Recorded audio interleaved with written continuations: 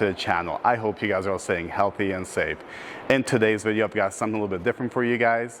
We're not working on the trucks. Instead, today we're working on the RV. However, what we're doing to the RV today, you can apply to all your vehicles, cars, trucks, motorcycles, UTVs, whatever your heart desires, you'll be able to do this. What we're going to be doing today is we are going to be cleaning up the front cap of the RV.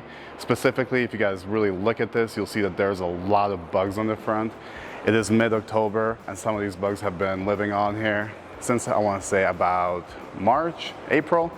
I've washed the RV multiple times throughout the year. However, a lot of these guys just get really caked on here and are really difficult to get off. So today we are going to be tackling this. What we're going to be doing here is doing a really quick wash on the front of the cap to get off as many of the bugs as we can. After that, we're going to go through and clay bar the front of the cap and decontaminate the rest of it, so pretty much just get it really nice and cleaned up.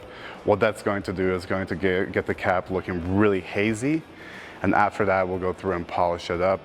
Now what we're going to be doing here is really trying to do this on a budget, kind of show you guys for a few $100 what you can have in your arsenal to apply this to all your vehicles and just to be able to do it on your own. Now, for the actual detailing process itself, I will not be doing the detailing. My buddy Sean's going to be doing that for me, and I'll be just recording the steps and just kind of putting this together for you guys, showing you best practices and how to get this done on a budget, but more importantly, just making this look really awesome.